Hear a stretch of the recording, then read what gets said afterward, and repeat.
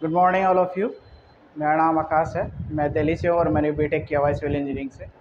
तो आज हम एस्टिमेशन के बारे में जानेंगे कि एस्टिमेशन क्या है और कैसे करते हैं और कहाँ से स्टार्ट किया जाता है।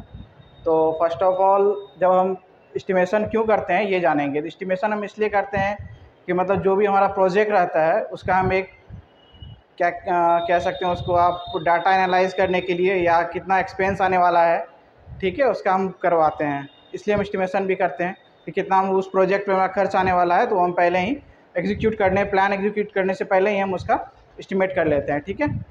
तो सबसे पहले एस्टिमेशन में सबसे पहले साइट क्लीनिंग होती है। तो साइट क्लीनिंग हम इसलिए भी करते हैं कि जैसे जिस साइट पे हम जाएंगे तो वहाँ पे होता क्या है कि बहुत सारे सामान इधर उधर रखे होते हैं, जैसे एग्रीगेट, सैंड वगैरह वगैरह। उसको हमें एक जगह करने के लिए जो हमारी लेंथ, मतलब जो प्रोजेक्ट का जो लेंथ और विड्थ दिया रहता है, उसको हम 1 मीटर चारों साइड से ऐड करके एक्स्ट्रा 1 मीटर लेते हैं, जिससे कि हमारा वो आ जाए। तो जैसे हम देख सकते हैं, जैसे हमारे पास एक प्लान है,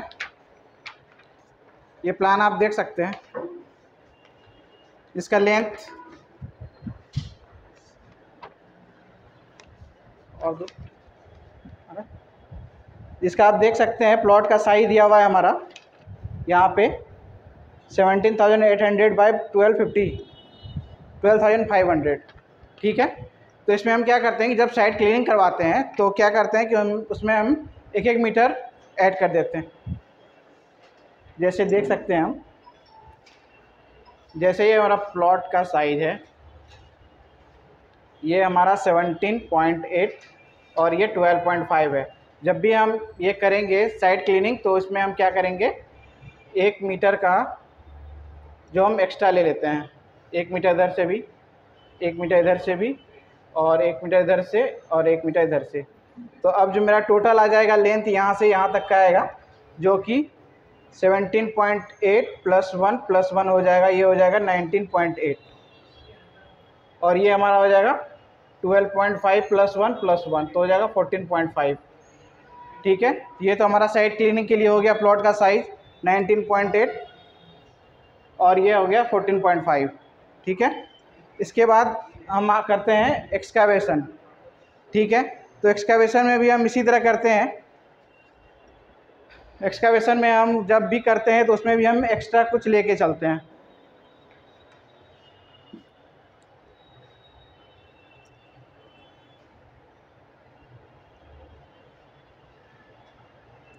जैसे हमारे यहाँ पे प्लॉट का साइज दिया हुआ है,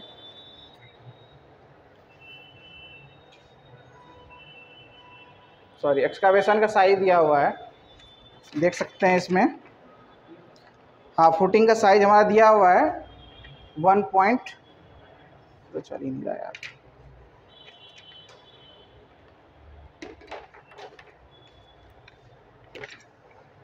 1.8 बाई 1.8, ये फुटिंग 1 के लिए हम करते हैं, ठीक है। इसमें हमें 2 फुटिंग का टाइप दिया हुआ है, एक है 1.8 बाई 1.8, एक 1.5 बाई 1.5। तो जब हम इसको एक्सकावेट करेंगे तो इसमें हम क्या करते हैं कि 3 mm का जो हम एक्स्ट्रा इसमें लेते हैं। तो जब भी करेंगे चारों साइड से तो 0.3 मीटर, 0.3 मीटर, 0.3 मीटर और 0.3 मीटर। तो ये कितना हो जाएगा, टोटल हमारा हो जाएगा 1.8 इंटू 0.3 इंटू 0.3, ये हो जाएगा 2.4, ठीक है। इसी तरह इसमें करेंगे F2 के लिए, तो ये हमारा इतना हो जाएगा 1.5 + 0.3 2.1, ठीक है। तो हम जब भी एक्सकावेशन करते हैं तो इसमें हम F1 F2 के लिए करेंगे, जिसमें हम ड्राइंग में आप देख सकते हैं। F1 F2 इसलिए करेंगे क्योंकि इसमें हमारा 2 तरह का इसमें डायमेंशन दिया हुआ है फुटिंग का, F1 का और F2 का, आप देख सकते हैं इस ड्राइंग में। तो जब भी हम फुटिंग एक्सकावेशन करेंगे तो इसमें हम करेंगे क्या, लेंथ और स्क्वायर मीटर में करेंगे, लेंथ, विड्थ और हाइट में, ठीक है। इसके बाद एक्सकावेशन के बाद आता है हमारा सैंड फिलिंग। तो आप यहाँ देख सकते हैं सैंड फिलिंग हम करते हैं 100 mm तक का, ठीक है। ये सैंड फिलिंग हो गया हमारा 100 mm का। सैंड फिलिंग के ऊपर हम पीसीसी करते हैं 100 mm का, ठीक है। तो सैंड फिलिंग हम करेंगे क्या, इसमें भी हम पहले F1 के लिए कैलकुलेट करेंगे। तो F1 के लिए हम जो है फिर वही लेंथ, विड्थ और हाइट कैलकुलेट करेंगे। तो जो हम सैंड फिलिंग करते हैं वो हम क्यूबिक मीटर में, हम इसको मोड ऑफ मेजरमेंट हमारा क्यूबिक मीटर में होता है, ठीक है। और फिर सेम एज F2 के लिए भी हम ऐसा ही करेंगे, ठीक है। फिर हमारा आता है पीसीसी। पीसीसी भी हम 100 mm के लिए करते हैं, ठीक है। पीसीसी हम क्या करते हैं 100 mm पे करते हैं। तो इसका भी हम मोड ऑफ मेजरमेंट क्या हो जाएगा, इसका भी मोड ऑफ मेजरमेंट हमारा क्यूबिक मीटर में रहेगा, जैसा कि आप देख सकते हैं। एक्चुअली हम करते हैं इसका mode of measurement cubic metre में, ठीक है। इसके बाद हमारा आता है फुटिंग कंक्रीट। फुटिंग कंक्रीट में सबसे पहले हम इसमें दो पार्ट्स आते हैं, एक तो रेक्टेंगुलर पार्ट के लिए और एक ट्रेपोजॉइडल पार्ट के लिए। तो रेक्टेंगुलर पार्ट के लिए हम बस वही फार्मूला लाएंगे, length number into length into width into height, ठीक है। और ट्रेपोजॉइडल के लिए हमारा जो फार्मूला आता है, क्या होता है ट्रेपोजॉइडल का फार्मूला, ट्रेपोजॉइडल का फार्मूला होता है D/3 इंटू A1 + A2, ये था ना, क्या था यार, हाँ, A1 + A2 + √A1 + A2, ये होता है ट्रेपोजॉइडल। हम कैलकुलेट करते हैं, इसमें भी हम F1 F2 दोनों के लिए कैलकुलेट करेंगे। इसके बाद आता है हमारा फुटिंग शटरिंग के लिए, ठीक है। फुटिंग शटरिंग में भी हम इसमें स्क्वायर मीटर में हम कैलकुलेट करेंगे फुटिंग शटरिंग को। तो उसमें भी F1 F2 के लिए कैलकुलेट होगा। तो F1 के लिए हम वही लेंगे, नंबर इंटू लेंथ और हाइट लेंगे फुटिंग शटरिंग में, ठीक है। इसके बाद हमारा आता है pedestal column concrete. Pedestal column concrete हम क्या कैसे कैलकुलेट करेंगे, पेडेस्टल कॉलम कंक्रीट हम क्यूबिक मीटर में कैलकुलेट करते हैं। इसमें भी हमारा आ जाएगा number into length into width into height. तो इस पर आप ड्राइंग पे देख सकते हैं, जैसे F1 C1 और F2 C2 के जितने भी कॉलम नंबर्स ऑफ कॉलम्स हैं, पहले हम उसको लिख लेंगे, ठीक है। आप देख सकते हैं F1 C1 के नंबर ऑफ जो भी है फुटिंग्स कॉलम्स वगैरह, उसको हम लिख लेंगे, ठीक है। इसके बाद शटरिंग में भी ऐसा ही कैलकुलेट करेंगे हम। और उसके बाद आता है हमारा बैक फिलिंग। बैक फिलिंग में हम क्या करते हैं, बैक फिलिंग में करते हैं कि जो भी हमने किया हुआ है एक्सकावेशन, सैंड फिलिंग, और इसके बाद आपका आ गया पीसीसी, जो भी हमने यहाँ पे कर रखा है एक्सकावेशन, मतलब बैक फिलिंग में जो भी हमने किया है एक्सकावेशन और sand filling, PCC, filling, concrete footing, concrete shuttering, इस सब की वैल्यू हम माइनस कर देते हैं, तो उसमें बैक फिलिंग का हमारा वैल्यू आ जाता है, ठीक है। Thank you. Good morning all of you. मेरा नाम मोहम्मद अरमान अंसारी है। मैं बीटेक सिविल गाज़ियाबाद से किया हूँ। मैं फ़िलहाल दिल्ली में ही रहता हूँ। तो हमारे बोलने से पहले आकाश जी ने हमें बैक फिलिंग तक बताया। अब मैं बताने जा रहा हूँ one line brick work. One line brick work ground beam से नीचे प्रोवाइड करते हैं।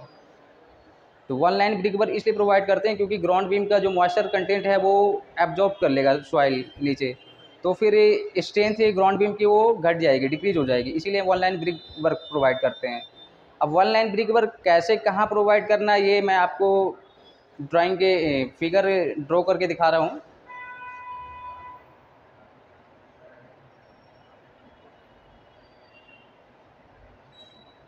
ये कोई कॉलम है, तो कॉलम का ये जो यहाँ से जो पार्ट है इन टू इन, ये हमारा क्लियर स्पान कहलाता है। अब इसी क्लियर स्पान में इतना ही जो लेंथ है, इसी लेंथ पे हम लोग one line brick work provide करते हैं। अब ये one line brick work provide करने के बाद हम लोग ग्राउंड बीम प्रोवाइड करते हैं। अब ग्राउंड बीम का कंक्रीट निकालना होता है, फिर शटरिंग निकालना होता है। तो ग्राउंड बीम का जो कंक्रीट का मोड ऑफ मेजरमेंट होता है वो क्यूबिक मीटर होता है। तो ग्राउंड बीम निकालने के लिए क्या करना पड़ेगा, ग्राउंड बीम का जो क्लियर स्पान है वो लेंथ होगा, फिर ग्राउंड बीम का जो विथ होगा वो लेना पड़ेगा, और फिर उसका डेप्थ होगा वो डेप्थ लेना पड़ेगा। तीनों को मल्टीप्लाई करने के बाद हमारा जो वॉल्यूम आएगा वो हमारा ग्राउंड बीम का कंक्रीट निकल आएगा। फिर हम निकालेंगे ग्राउंड बीम का शटरिंग। तो ग्राउंड बीम का जो शटरिंग निकालते हैं तो उसमें क्या करना पड़ेगा, 2 साइड ही शटरिंग लगाना पड़ेगा हमें ग्राउंड बीम में, क्योंकि नीचे तो वो बैक ये क्या हुआ है, साइड फिलिंग किया हुआ है, और ऊपर ओपन तो कास्ट करने के लिए ओपन रखना ही है। तो साइड में 2 जो पार्ट है वो साइड पार्ट हमें ग्राउंड बीम का शटरिंग करना है। तो शटरिंग करने के लिए हमें क्या चाहिए, क्लियर स्पान का लेंथ चाहिए, और जो हमारा ग्राउंड बीम का डेप्थ है, हाइट है, वो मतलब हमें लेना पड़ेगा शटरिंग के लिए। तो यहाँ से हमें शटरिंग निकल आएगा। तो शटरिंग यहाँ पे हमें ये नंबर ऑफ़ आइटम्स जो है हर आइटम्स में मल्टीप्लाई करना पड़ेगा। जैसे ग्राउंड बीम GB1 है तो अगर वो 5 है तो हमें 5 नंबर ऑफ़ आइटम की जगह यूज करना पड़ेगा। जैसे हम आपको बताते हैं, अगर यहाँ ये 1 है GB1 है, फिर ये GB2 है, ये GB3 है, तो हमें शटरिंग निकालने के लिए पहले 1 का निकाल लेते हैं। 1 का शटरिंग के लिए क्या चाहिए हमें, ये हमारा पूरा क्लियर स्पान का चाहिए। अगर कॉलम ऐसे इधर है तो ये क्लियर स्पान ले लिया, और फिर इस क्लियर स्पान का ये जो बीम का जो डेप्थ है तो वो डेप्थ ले लिया h। हमें विड्थ नहीं लेना है इसमें शटरिंग के लिए। अब 2 फेस है इसलिए हमें 2 से मल्टीप्लाई करना पड़ेगा। अब जितने नंबर ऑफ़ आइटम्स है ग्राउंड बीम के उतने हमें मल्टीप्लाई कर देना पड़ेगा। तो ये हमारा टोटल GB1 का शटरिंग निकल आया। तो यहाँ से हम लोगों ने ग्राउंड बीम का शटरिंग निकाला है। अब ग्राउंड बीम शटरिंग निकालने के बाद अब हम ग्राउंड बीम पे ब्रिक वर्क प्रोवाइड करेंगे अप टू DPC। तो अप टू DPC जो है वो हमें ड्राइंग के हिसाब से 0.45 metre up to brick work करना है। अब brick work up to DPC करते हैं तो DPC इतना ब्रिक वर्क करने के बाद हम DPC प्रोवाइड करते हैं। DPC क्यों प्रोवाइड करते हैं, DPC इसलिए प्रोवाइड करते हैं क्योंकि नीचे का जो वाटर कंटेंट रहता है वो क्या होता है, कैपिलरी एक्शन होता है। तो कैपिलरी एक्शन की वजह से वो नीचे से क्या होता है, पानी ऊपर आता है, पानी रिसाव मारता है घर में, तो उसी को रोकने के लिए हम लोग DPC प्रोवाइड करते हैं। तो DPC 100 mm का प्रोवाइड करते हैं, और DPC का mode of measurement square metre होता है। इसलिए क्योंकि यहाँ पे जो 100 mm है वो फिक्स्ड क्वांटिटी, फिक्स्ड लेंथ है। तो ये हमें IS कोड और फिर CPWD के द्वारा प्रोवाइड किया जाता है, क्लॉज है। तो इसीलिए इसमें mode of measurement square metre लेते हैं। तो DPC 100 mm का प्रोवाइड करने के बाद हम लोग बिटवीन कोड प्रोवाइड करते हैं, वो भी 100 mm का। अब बिटवीन कोड इसलिए प्रोवाइड करते हैं क्योंकि DPC में जो है वो 100 mm का है, तो 100 mm का उसमें हम लोग वाइब्रेटर यूज़ नहीं करते। तो वाइब्रेटर जब यूज़ नहीं करेंगे तो वो कॉम्पैक्शन सही से नहीं हो पाएगा। कॉम्पैक्शन जब सही से नहीं होगा तो उसमें एयर वॉइड रहेगा। जब एयर वॉइड रहेगा तो फिर से वो मॉइस्चर कंटेंट ऊपर आने का चांसेस होंगे। तो इसीलिए हम लोग बिटवीन कोड प्रोवाइड करते हैं, ताकि वो एयर वॉइड है वो बिटवीन कोड पूरा एक प्लेन क्या बोल, जैसे कोई प्लास्टिक या ग्लास होता है तो उनके आस पार कोई एयर वॉइड, उनके अंदर एयर वॉइड नहीं रहता है मैक्रो। तो उसी हिसाब से इसमें बिटवीन कोड प्रोवाइड करते हैं। अब बिटवीन कोड प्रोवाइड करने के बाद अब हम लोग क्या करते हैं, एरिया प्लिंथ एरिया का फिलिंग करते हैं। तो प्लिंथ एरिया जो क्या होता है, प्लिंथ एरिया वही फिलिंग करते हैं जो जिस हिसाब से हमारा रूम है या किचन है, तो हर का अलग अलग डायमेंशन होगा। तो प्लिंथ एरिया फिलिंग करना पड़ता है।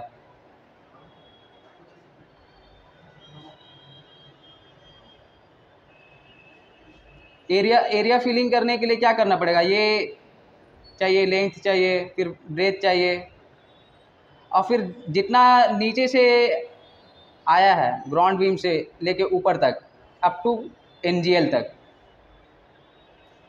तो ये हमारा हाइट हो जाएगा। वो मल्टीप्लाई करने के बाद हमारा क्या आ जाएगा, एरिया फिलिंग का क्वांटिटी आ जाएगा, जो कि हमारा mode of measurement cubic metre है। तो ये हो गया हमारा एरिया फिलिंग। अब आते हैं कुछ खास चीज़ें, जैसे हमने ग्राउंड बीम प्रोवाइड किया था नीचे, तो अब ग्राउंड बीम जहाँ पे कुछ ऐसी जगह है जहाँ पे हम लोग DPC और बिटवीन कोड नहीं प्रोवाइड कर रहे हैं, वहाँ पे इसलिए प्रोवाइड नहीं कर रहे हैं क्योंकि वहाँ पे प्लिंथ बीम एग्जिस्ट कर रहा है। प्लिंथ बीम वो है जो एनजीएल लेवल तक जो होता है, वो प्लिंथ बीम तक ही, अप टू प्लिंथ बीम तक ही एनजीएल लेवल कहलाता है। तो एनजीएल तक जो आया हमारा, ये सब स्ट्रक्चर का ही पार्ट हुआ। प्लिंथ बीम तक जो आया वो हमारा सब स्ट्रक्चर तक पार्ट हुआ। तो अब प्लिंथ बीम को निकालने के लिए जैसे आप ड्राइंग देख सकते हैं, स्टेयर केस जहाँ पे आता है, जहाँ पे स्टेयर केस आता है, तो स्टेयर केस का जो लोड है वो ट्रांसफ़र करने के लिए, नीचे ट्रांसफ़र करने के लिए हमें प्लिंथ बीम प्रोवाइड करना पड़ता है। तो अब जहाँ प्लिंथ बीम होगा, तो प्लिंथ बीम में तो हम लोग वाइब्रेटर यूज़ कर लेते हैं, तो इसलिए वहाँ पे डीपीसी और बिटवीन कोड प्रोवाइड नहीं करते हैं। ये हमारा हो गया अप टू प्लिंथ बीम तक। अब प्लिंथ बीम के बाद हमें क्या करना पड़ेगा? प्लिंथ बीम करने के बाद हम प्लिंथ भी फिलिंग कर ही दिए, अब फ्लोर पीसीसी करना है। फ्लोर पीसीसी 100 mm का करते हैं जनरली, वो हमारा M15 का होता है। फ्लोर पीसीसी M15 का होता है। M जहाँ पे मिक्स होता है, मिक्स प्रोपोर्शन ऐसे बताया जाता है सीमेंट, सैंड और कोर्स एग्रीगेट का। तो फ्लोर पीसीसी कर लिए, फ्लोर पीसीसी। अब इनके बाद हमें क्या करना है? कॉलम कंक्रीट और कॉलम शटरिंग करना है। तो हम यहाँ पे बता रहे थे बिटवीन कोड तक। तो बिटवीन कोड प्रोवाइड करते हैं जहाँ जहाँ प्लिंथ बीम नहीं प्रोवाइड किया गया। प्लिंथ बीम सिर्फ स्टेयर केस के एरिया में प्रोवाइड करते हैं जहाँ पे स्टेयर केस का लोड पड़ता है। तो अब ये प्लिंथ बीम प्रोवाइड करने से पहले हमें क्या करना पड़ेगा? नीचे से जो पार्ट है, सब स्ट्रक्चर का पार्ट है, जो कॉलम है, वो प्रोवाइड करना पड़ेगा, तब प्लिंथ बीम प्रोवाइड करेंगे। तो वो कॉलम हमें कहाँ से कहाँ प्रोवाइड करना पड़ेगा? वो कॉलम हमें ग्राउंड बीम से लेके अप टू प्लिंथ लेवल तक प्रोवाइड करना पड़ेगा। तो ये कॉलम प्रोवाइड करते हैं हमें ग्राउंड बीम से अप टू प्लिंथ लेवल तक, और वहीं पे सिर्फ 2 प्लिंथ बीम रहेंगे, JB1 और JB16 का। तो ये स्टेयर के केस में रहेंगे। और जो कॉलम में जो हम लोग सब स्ट्रक्चर में प्रोवाइड कर रहे हैं ग्राउंड बीम से प्लिंथ लेवल तक का, वो कॉलम का जो मेजरमेंट है वो ड्राइंग में दिया रहेगा। तो ड्राइंग के हेल्प से हम निकालेंगे उसका quantity mode of measurement cubic metre हुआ। तो जो कॉलम का लेंथ और विड्थ है वो ले लेंगे, और उसका जो हाइट है ग्राउंड बीम से लेके अप टू प्लिंथ लेवल तक का, वो मल्टीप्लाई कर देंगे, तो हमारा क्वांटिटी निकल आएगा कॉलम का। फिर उसके बाद शटरिंग निकालना है। तो शटरिंग इसमें क्या करना पड़ेगा? चारों फेस लेना पड़ेगा, साइड में जो 4 फेस है। तो चारों फेस निकालने के लिए क्या करना पड़ेगा? एक एरिया निकाल लेते हैं, length into width into height. Length नहीं लेंगे क्योंकि लेंथ इसमें क्या, ये तो कॉलम हॉरिजॉन्टल नहीं, वर्टिकल जा रहा है, ये वर्टिकल मेंबर होता है कॉलम।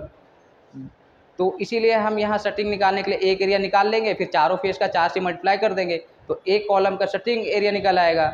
जब ये शटरिंग एरिया निकल आएगा तो जितने नंबर ऑफ कॉलम है तो उससे मल्टीप्लाई कर देंगे, तो टोटल शटरिंग निकल आएगा। और शटरिंग का हमें पता है कि mode of measurement square metre होता है। जब ये कॉलम का शटरिंग कर लेते हैं, कास्ट कर लेते हैं कॉलम, तो उसके बाद फिर लास्ट में हम लोग प्लिंथ बीम देते हैं उस टाइम, जब जो हमने पहले डिस्कस कर लिया प्लिंथ बीम के बारे में। तो प्लिंथ बीम प्रोवाइड कर देते हैं। प्लिंथ बीम प्रोवाइड करने के बाद लास्ट फाइनल मतलब जो होता है वो फ्लोर पीसीसी होता है, जो हमने डिस्कस पहले कर दिया था। तो फ्लोर पीसीसी लास्ट में 100 mm का प्रोवाइड करते हैं, जो कि M15 का होता है। M यहाँ पे मिक्स्ड रेशियो बताया गया है, जो कि IS कोड में प्रोवाइड किया रहता है। ये हमें बस यहीं तक, यहाँ तक ही मतलब हम ख़त्म करते हैं। Good morning, everyone. My name is Naveen Kumar. I am from the Delhi. Now, I completed my BTech degree in civil branch from NSIT Beta Patna. Okay. Now I am telling about the superstructure part. Okay. सबसे पहले हम लोग discuss करेंगे column.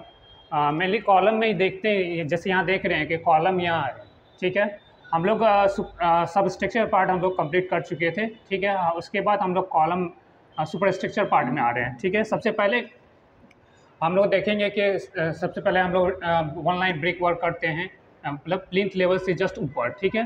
उसके बाद हम लोग DPC करेंगे। डीपीसी हम लोग की होती है 50 mm, ठीक है। उसके बाद हम लोग कुछ पोर्शन फिर ऊपर हम लोग ब्रिक वर्क करते हैं जो 650 mm तक हम लोग जाती है, क्योंकि फिर उसके बाद हम लोग को सील बैंड देनी पड़ती है। फिर उसके बाद हम लोग ब्रिक वर्क करके फिर लिंटर बीम तक, फिर उसके बाद ऐसे जाएंगे। तो सब पहले यहाँ डिस्कस करते हैं कि क्या कि मतलब कॉलम की कैसे क्वांटिटी मतलब एस्टिमेट की जाती है, उसकी क्वांटिटी, ठीक है। सबसे पहले कॉलम, ये वाली कॉलम है जो हमारी जो हम लोग की ड्राइंग में दी हुई है, ये 2 टाइप की कॉलम दी हुई है, जैसे कि C1 और C2, जिसकी डायमेंशन 2500 250 बाय 400 दी हुई है, और इसकी भी 250 बाय 400 दी हुई है, ठीक है। दोनों की कॉलम मतलब साइज सेम है, बट हम लोग की जो है ना ओरिएंटेशन अलग अलग है, जिसके कारण से हम लोग को C1 और C2 लिया जाएंगे, ठीक है। इसके सबसे पहले कैलकुलेट कैसे किया जाता है, इसकी कंक्रीट की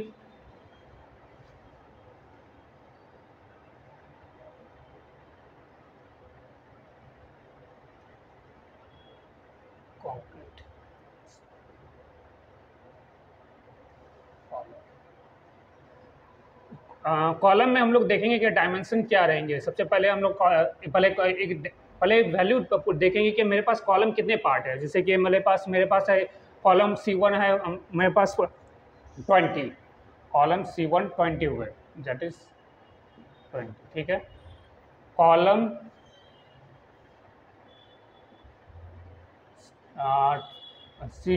C2 4 हुए हम लोग के, ठीक है।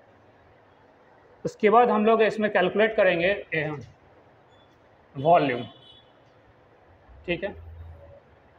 वॉल्यूम के लिए हम लोग लेने पड़ते हैं number into length into width into height, ठीक है। हम लोग को C1 की कॉलम हम लोग के 20 आ गई थी, जैसे C1 जैसे वॉल्यूम ऑफ C1, ओके। तो इसमें हम इंटू करेंगे मेरे मतलब नंबर ऑफ कॉलम्स हो गए C1 20, ठीक है। लेंथ हमारी हो गई 250, क्योंकि हम लोग को ये सबसे पहले लेंथ होती है और ये हम लोग की विड्थ होती है, ठीक है। 250 विड्थ हो गए हमारे लोग के 400, और हाइट हम लोग एक बार में एज्यूम कर लेते हैं। अगर बार बार करेंगे अब कैलकुलेट तो वो दिक्कत देंगे, मगर एक बार हम लोग कैलकुलेट करेंगे। जैसे यहाँ तक की हाइट हम लोग की है 3 मीटर की, ठीक है।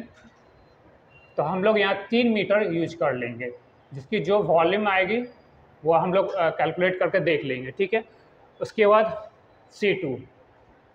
C2 में भी सेम फार्मूला लगेंगे, जैसे number of column, length, width and height, ठीक है। जिसमें कि C2 का वैल्यू हम लोग को 4 दिए हुए, नंबर्स 4 हो गए। लेंथ हमारे हो गए सेम ही है, तो हम लोग सेम ही लिख देंगे, ठीक है। और हाइट भी हमारी सेम ही है सबकी, ठीक है। जो भी वैल्यू आएंगे वो हम लोग को कैलकुलेट फर्दर कर लेंगे, ठीक है। अब ये दो तो हो गए हमारे, ठीक है। अब हम उसके हम सेटरिंग करेंगे। जैसे कि सेटरिंग होते हैं कि फ्रेमवर्क होते हैं, उसको हम सेटरिंग, अब उसको हम कैसे कैलकुलेट करते हैं वो मैं कैलकुलेट कर रहा हूँ। सेटरिंग,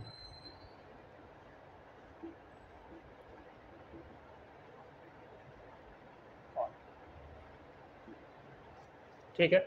सबसे पहले हम C1 लूँगा। मेनली सेटरिंग में हम लोग देखा जाता है कि हम लोग को 2 साइड ही लिए जाता है, जैसे कि पेरीमीटर, मतलब हम लोग जैसे कि 2 साइड मतलब पेरीमीटर हुए। जैसे कि हम लोग टॉप के पार्ट को तो हम लोग कवर नहीं करते हैं, हम लोग कवर करते हैं जो साइड वाले पार्ट और अदर अपोजिट साइड वाले पार्ट। लोअर पार्ट भी नहीं करते, क्योंकि हम लोग को ब्रिक वर्क किया हुआ है, उसमें तो कोई सेटरिंग वेटरिंग होना ही नहीं है, ठीक है। तो C1 कैलकुलेट करने के लिए हम लोग सबसे पहले नंबर्स इनटू लेंथ, विड्थ हम लोग नहीं लेंगे क्योंकि इसमें हम लोग विड्थ नहीं होते हैं, और हाइट, मगर फॉर्मूले यही रहेंगे, मगर इसमें मेनली हम लोग विड्थ नहीं लेते हैं, ठीक है। हमारे C1 के नंबर्स हो गए 20, लेंथ हो गया हमको 250, ये जस्ट हम लोग फॉर एक मैं क्लियर कर दे रहा हूँ, ये हम mm में ले रहा हूँ। अगर हम लोग को मीटर में लेना है तो 1000 से डिवाइड कर देंगे उसको वैल्यू को। ठीक है, हाइट हम लोग की हो जाएगी 0.3, उसकी जो वैल्यू आ जाएगी वो हम लोग के mm में, यहाँ mm में कर रहा हूँ तो हम लोग जस्ट एक सेकेंड,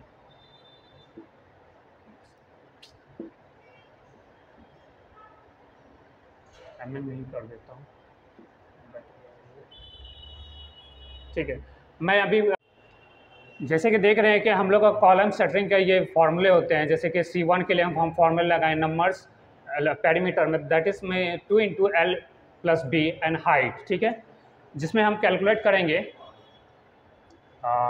नंबर्स हो गए 20, ठीक है, और 2 लेंथ हो गए हमारे 250 और विड्थ हो गए 400 मतलब 0.4।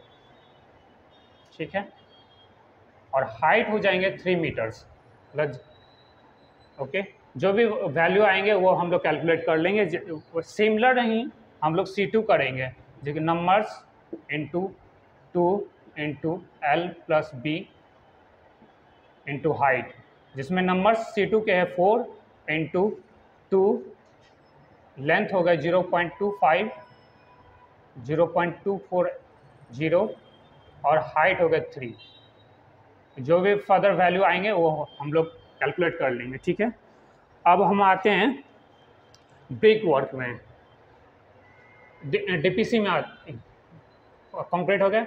1 लाइन ब्रिक हो तो वो तो हम लोग कैलकुलेट कर लेंगे, जैसे कि जैसे डायमेंशन रहते हैं हम लोग वो प्लान के अनुसार हम कैलकुलेट करेंगे। जैसे कि 2 mm का वॉल 200 का वॉल रहेंगे, वो हम लोग क्यूबिक मीटर में कन्वर्ट कैलकुलेट करेंगे, और जो हम लोग का 100 mm वॉल रहेंगे वो हम लोग का स्क्वायर मीटर में कैलकुलेट करेंगे। ठीक है, इसके बाद हम आता हूँ ब्रिक, इसके बाद एक सेकेंड,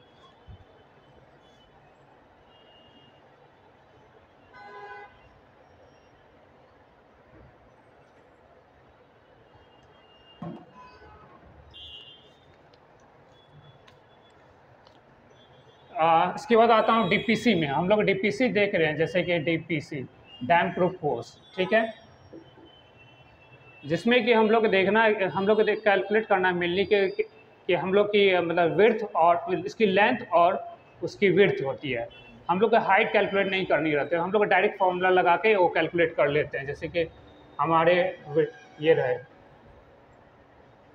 जैसे कि 200 mm की वॉल ले रहा हूँ, वॉल 200, जिसमें कि देख रहा हूँ कि लेंथ हमारे जो भी रहेंगे एक साइमल्टेनियसली जो भी ले सकते हैं, लेंथ इनटू ब्रेड्थ रहेंगे, और ऐसे ही फॉर्मूले कैलकुलेट करके हम लोग लिख सकते हैं। और वॉल ऑफ 100 mm वॉल, उसमें भी सिमिलर ओके। जैसे कि देख रहे थे कि हम लोग 200 mm वॉल ले रहे हैं, जिसमें कि लेंथ तो ब्रेथ करते हैं, हाइट नहीं करते, क्योंकि हाइट हम लोग का फिक्स रहता है। चारों जो हमारे प्लान रहते हैं उसमें हमारे फिक्स रहते हैं, जिसमें कि 50 mm की ही रहती है। ठीक है, और जैसे वैसे ही हम लोग 100 mm वॉल लेंगे, जिसमें कि हम लोग लेंथ इंटू ब्रेथ करेंगे, हाइट नहीं करेंगे, तो उसका वैल्यू जस्ट हम लोग कैलकुलेट कर लेंगे। जैसे जैसे डायमेंशन दिए रहेंगे उसी के अनुसार हम लोग कैलकुलेट कर लेंगे। उसके बाद हम लोग ब्रिक वर्क में आते हैं, जैसे कि उसके बाद डीपीसी के बाद हम लोग ब्रिक वर्क करते हैं, जैसे 650 mm जो वर्क है। ठीक है, उसके अनुसार हम कैलकुलेट करेंगे। उसमें देखेंगे प्लान में सबसे पहले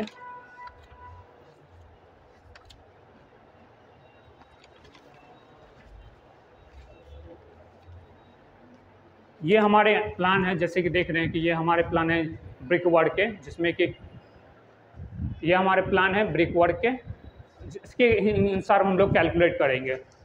ठीक है, सबसे पहले हम लोग देखेंगे कि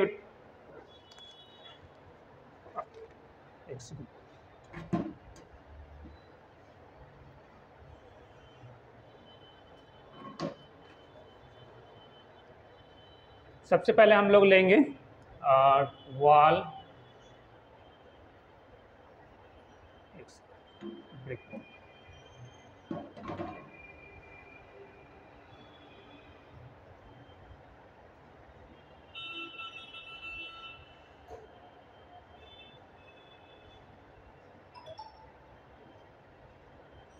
सबसे पहले हम लोग 200 mm वाले हैं, क्योंकि लिए हम लोग आउटसाइड पहले जो 200 वाले होते हैं वो हमेशा आउटसाइड में ही होते हैं प्लांट के, जैसे मतलब कि जो भी रहेंगे वो आउटसाइड एरिया में ही कन्वर्ट करेंगे, हम लोग इनर साइड में नहीं देंगे, क्योंकि वो इकोनॉमिकली अच्छी नहीं, मतलब हम लोग को ज़्यादा एक्सपेंड हो जाएंगे। 200 mm वाल ले रहा हूँ, जिसमें कि हम लोग देखना रहता है कि सबसे पहले कि प्लान में कि सबसे पहले देखेंगे GB1 GB2 ऐसे ही चलेंगे प्लान, ठीक है। GB4 उसमें मेनली हम लोग को देखना है क्या कि हम लोग 200 mm वॉल ले रहे हैं, हम लोग यहाँ कैलकुलेट करेंगे, इसका एक फॉर्मूले होते हैं जी, numbers of wall into length into width into height, ठीक है। इसमें देखेंगे कि हम लोग कितने GB1 आ सकते हैं, जिसमें कि प्लान में दिखाए हुए हैं कि जैसे GB1 दिए हुए हैं, जैसे कि यहाँ देख सकते हैं 1 2 3 4 5 6। इसी तरह हम लोग कैलकुलेट करेंगे कि GB1 हम लोग का मतलब 200 वॉल की GB1 कहाँ तक आ सकती है, तो वो हम लोग कैलकुलेट कर लेंगे, ठीक है। जैसे कि हम लोग मान के चले गए 6 वाला है, तो हो गया। उसके लिए डायमेंशन देखेंगे हम लोग कि कितने हैं, मतलब हम लोग को वो इफेक्टिव लेंथ नहीं दे, हम लोग को इफेक्टिव लेंथ, हाँ इफेक्टिव लेंथ हो हम देखने पड़ते हैं, जिसमें कि हम लोग दिए हुए हैं 250 200 2500 mm दिए हुए हैं, ठीक है। जिसको हम लोग कन्वर्ट कर लेंगे मीटर में, तो 2.5 इंटू विड्थ, हम लोग विड्थ दिए हुए 4.4 3.4, और हाइट हम लोग को होंगे जितनी वॉल की डायमेंशन होती है, जैसे 0.2,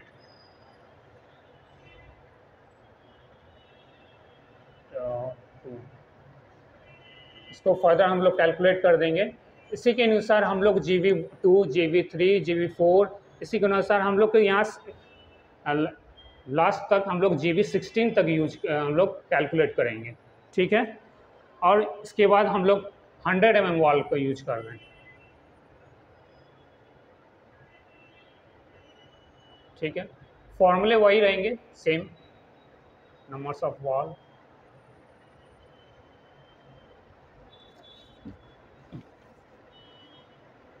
into length into width into height, जिसमें कि ठीक है ये हम लोग को क्यूबिक मीटर में आएंगे, जैसे 200 mm वाल हमेशा क्यूबिक मीटर में ही कैलकुलेट किए जाते हैं, और ये हम लोग को स्क्वायर मीटर में ही हम लोग वैल्यू निकालते हैं, ठीक है। जैसे नंबर्स ऑफ वॉल जैसे रहेंगे, जैसे GB इसको स्मॉल में डिनोट कर देंगे तो बेटर रहेंगे, ठीक है। और उसी के अनुसार जैसे कि वॉल नंबर्स ऑफ वॉल इसमें जो हम लोग देखेंगे कि 100 mm वॉल किस तरह आ रहे हैं, जैसे कि इसमें एक और प्लान है,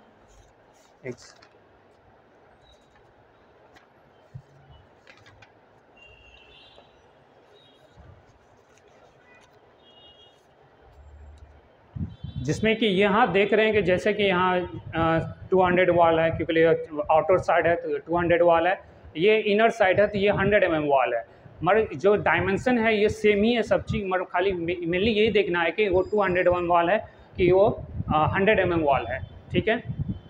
उससे फर्दर जो हम लोग कैलकुलेट करेंगे वो सिमिलरली रहेंगे, ये भी जैसे हम लोग 200 mm वॉल के कैलकुलेट किए वैसे ही 100 mm की वॉल कैलकुलेट करेंगे, तो उसके जो वैल्यू आएंगे हमेशा स्क्वायर मीटर में आएंगे, ठीक है। अब आगे हम देखेंगे कि हम लोग यहाँ जो जैसे कि हम यहाँ एक सेकेंड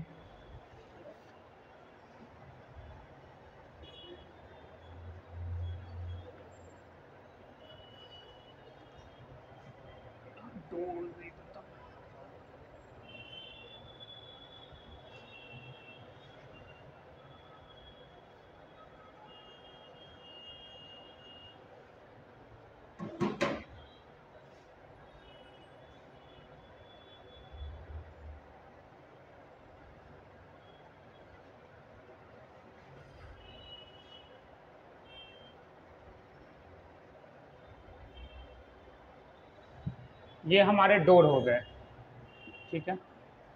इस ये मेनली हम लोग को कैलकुलेट नहीं, उसमें हम लोग को डिडक्शन करने रहते हैं, क्योंकि जैसे कि हम लोग देख रहे हैं कि यहाँ हम लोग ब्रिक वर्क नहीं किए, यहाँ पे ब्रिक वर्क नहीं किए, लिंटर लेवल पे ब्रिक वर्क नहीं हुआ है, वेंटिलेशन ये हुआ, ये सब पर ब्रिक वर्क हम लोग किए नहीं। तो हम लोग कैसे देखेंगे कि हम लोग इसमें रिडक्शन करने पड़ेंगे, क्योंकि हम लोग टोटल वैल्यू निकालेंगे तो गलत हो जाएंगे।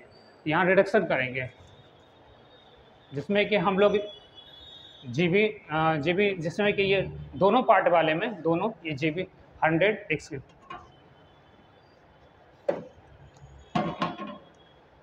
200 mm वॉल और 100 mm वॉल में दोनों में रिडक्शन होंगे। उसमें देखेंगे कि हम लोग को मेन डोर कहाँ है और D1 कहाँ है, D2 कहाँ है, D3 कहाँ है, विंडो 1, विंडो 2 और वेंटिलेशन। ये दोनों हम लोग देखेंगे कि हम लोग किस प्लान में कैसे कैसे दिए गए हैं। उसके अनुसार से हम लोग देखेंगे कि हम लोग को प्लान में कि हम लोग कहाँ कहाँ D1 माइनस कर सकते हैं, कि कितने मतलब कितने नंबर्स ऑफ वॉल्यूम है, मतलब नंबर्स हैं कि D1 के, D2 के और D3 के। उसके अनुसार से हम लोग यहाँ वैल्यू रखेंगे जिसका डायमेंशन है D1 के ओके। मेन डोर के डायमेंशन है 1.2 इंटू 2100, ठीक है। और ये मीटर में रहेंगे। इसके डायमेंशन है 1.25 इंटू 2100। इसके डायमेंशन है 0.9 इंटू 2.2100, ठीक है। इसके डायमेंशन हो गए, D3 के डायमेंशन हो गए 0.75 इंटू 2100 और उसके विंडो के हो गए 0.9, इसके नहीं 1.5 इंटू 1.2 और विंडो 2 के हो गए 0.9 इंटू 1.2 और वेंटिलेशन के 0.35 इंटू 0.35। ये जो डायमेंशन रहे हैं जैसे कि D1 main door D1 D2 के, इसको हम लोग माइनस करने पड़ेंगे। जैसे जैसे हम लोग ये ब्रिक वर्क कर रहे हैं तो उसके अनुसार ये भी माइनस होंगे, जैसे यहाँ माइनस होंगे, यहाँ भी माइनस होंगे, ये भी ब्रिक वर्क यहाँ कर रहे हैं तो यहाँ भी माइनस होंगे। तो इसके अनुसार से हम लोग नीचे में जो जीबी जैसे कि 200 mm वॉल और 100 mm वॉल है, तो इसके नीचे हम रिडक्शन करेंगे जिसके ये डायमेंशन दिए हुए और नंबर्स कितने रहेंगे उसके अनुसार से मल्टीप्लाई कर देंगे। जैसे कि इसमें जैसे कि हम लोग दो डोर रह रहे हैं तो उसके अनुसार से हम मल्टीप्लाई करके वो डायमेंशन निकाल के उसको हम सब्सट्रैक्ट कर देंगे, ठीक है। अब आते हैं हम लोग को सील बैंड में देखेंगे। मेनली हम लोग को सील बैंड हम लोग के 100 mm होते हैं, ठीक है,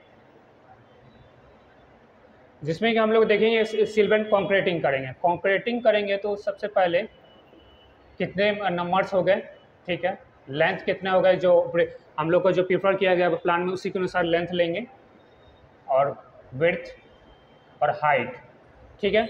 जैसे मान के चलते हैं कि हम लोग को जो सील बैंड एक तरफ के डायमेंशन है तो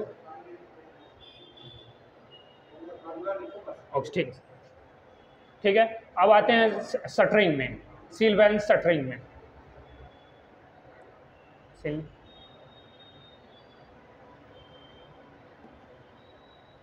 जिसमें हम लोग देखना है मेनली हम लोग को नंबर्स कितने नंबर्स रहेंगे, मतलब सील बैंड के जो जिसके अनुसार वॉल के अनुसार देख लेंगे, ठीक है। उसमें हम लोग पेरीमीटर निकालते हैं। पेरीमीटर मतलब होते हैं लेंथ प्लस ब्रेड्थ, ठीक है, इनटू हाइट। इसके अनुसार से हम लोग फर्दर जो भी कैलकुलेशन होंगे जो हम लोग को वो कर सकते हैं। और मेनली यही देखना रहता है कि लेंथ विड्थ हम लोग उसमें प्लस कर रहे हैं कि नहीं कर रहे हैं, ठीक है। अब इसके आगे हम लोग चलते हैं ब्रिक वर्क में, जो ये वाले पार्ट थे वो ठीक है। इसके सील बैंड में एक चीज़ और छूट गई थी जो वो मैं बताना चाह रहा हूँ। इसमें भी रिडक्शन भी होते हैं, क्योंकि रिडक्शन इसलिए कर रहा हूँ क्योंकि इसके सिमिलरली मैं आ रहा हूँ। तो यहाँ जो हम लोग भी ब्रिक वर्क नहीं किया है, जैसे ये सिमिलरली मैं आ रहा हूँ, यहाँ भी ब्रिक वर्क नहीं हुआ जिसमें कि रिडक्शन पार्ट होंगे। ठीक है, जिसमें कि हम लोग मेन डोर, विंडो, डोर्स जो भी 2 रहेंगे, 1 2 3, ये फर्दर जो हम लोग रहेंगे ये हम लोग को माइनस करने रहते हैं इसमें, तभी जाके हम लोग का एक्यूरेट वैल्यू आएंगे। ठीक है, अब हम फर्दर हम आगे चलते हैं।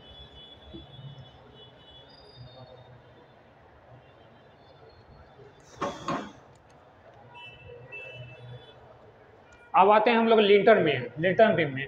लिंटर बीम में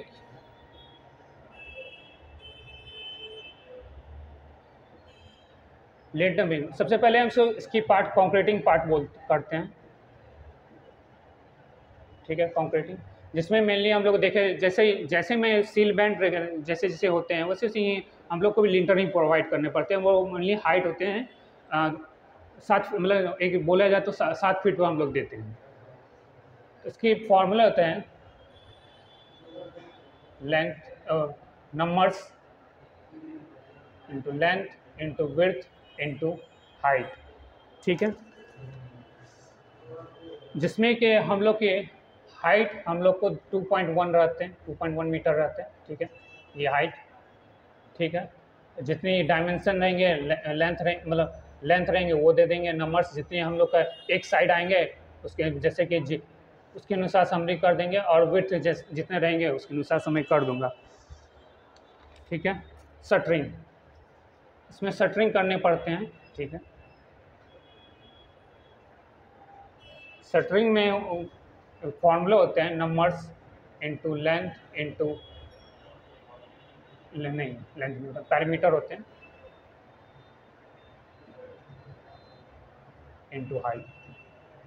ठीक है, और जैसे ही का मैं पीछे कॉन्क्रीटिंग पार्ट किया हूँ उसी तरह हम लोग का सेटरिंग भी होता है। हम खाली ये मेनली देखने रहते हैं कि पैरामीटर मैं यूज कर रहा हूँ के लिए। पैरामीटर मतलब होता है 2 साइड, अपोजिट 2 साइड हुआ है, उसके अनुसार से हम लोग अगर नहीं कैलकुलेट करते हैं तो हम लोग का एक रॉन्ग आंसर आ सकते हैं। इसलिए हम लोग इस तरह फॉर्मेट में करेंगे तो हम लोग को ये करेक्ट आंसर आएंगे। ये हमेशा स्क्वायर मीटर में कैलकुलेट करते हैं और ये हमेशा क्यूबिक मीटर में कैलकुलेट करते हैं। कॉन्क्रीटिंग पार्ट हमेशा क्यूबिक में होता है और सेटरिंग पार्ट हमेशा स्क्वायर मीटर में होते हैं। ठीक है, और एक इसमें रिडक्शन पार्ट होता है, रिडक्शन पार्ट नहीं बोल सकते हैं, एक एडिशन पार्ट होते हैं। ठीक है, addition of main door, door D1 D2 D3, window 1 window 2 इसलिए करते हैं हम लोग क्योंकि हम लोग लिंटर के नीचे जैसे कि डोर के नीचे भी हम लोग सेटरिंग प्रोवाइड करते हैं। अगर नहीं प्रोवाइड करेंगे तो वो तो हम लोग को हो नहीं सकता है सेटरिंग प्रॉपर्ली। जैसे कि विंडो को प्रोवाइड यहाँ हम लोग सेटरिंग प्रोवाइड करते हैं, जिससे के लिए हम लोग D1 D2 D3 जो भी एक फर्दर वैल्यू आएंगे उसके अनुसार हम लोग इसको भी ऐड करेंगे। मेन डोर जो हम लोग का प्लान रहेंगे, जो हम लोग मेन डोर रहते हैं प्लान में, उसको भी ऐड करेंगे। उसके नीचे भी हम सेटरिंग करते हैं और विंडो के नीचे भी सेटरिंग करते हैं क्योंकि ये खाली रहते हैं। यहाँ ब्रिक वर्क हम लोग नहीं किए हैं, इसके अनुसार से यहाँ भी हम लोग कुछ पार्ट का सेटरिंग किया जाता है, जिसके लिए हम लोग ये एडिशन करते हैं। ठीक है,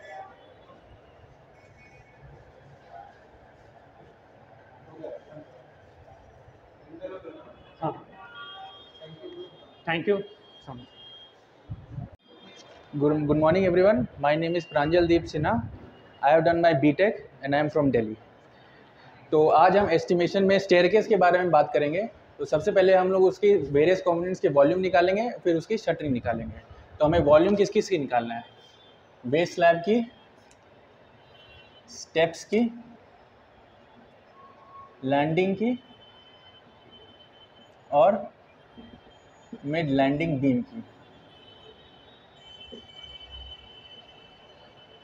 ये उसका डायग्राम है। तो वेस स्लैब क्या होता है हमारा? वेस स्लैब जो होता है वो स्टेप्स के नीचे वाला जो स्लैब लगी रहती है जिसपे हमारे स्टेप सपोर्टेड होता है वो है वेस स्लैब, यानी कि ये हो गया।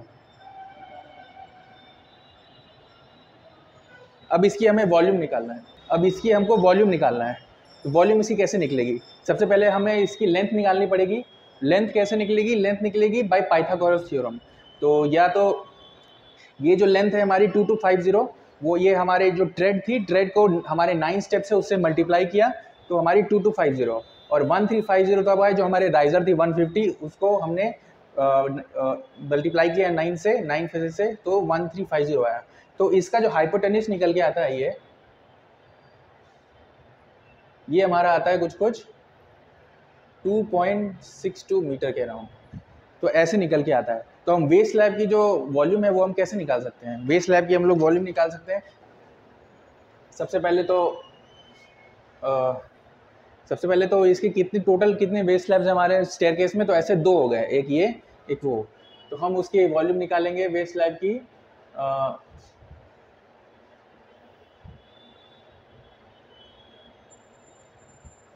ऐसे कि 2 वेस्ट स्लैब हो गए तो 2। उसके बाद हमने जो लेंथ कैलकुलेट की थी वो आ जाएगी 2.62 मीटर, और इसकी जो अंदर विड्थ होती है, विड्थ है हमारी ये 1175, तो उसको हम लोग उससे मल्टीप्लाई कर देंगे 1.175 मीटर में कन्वर्ट करके।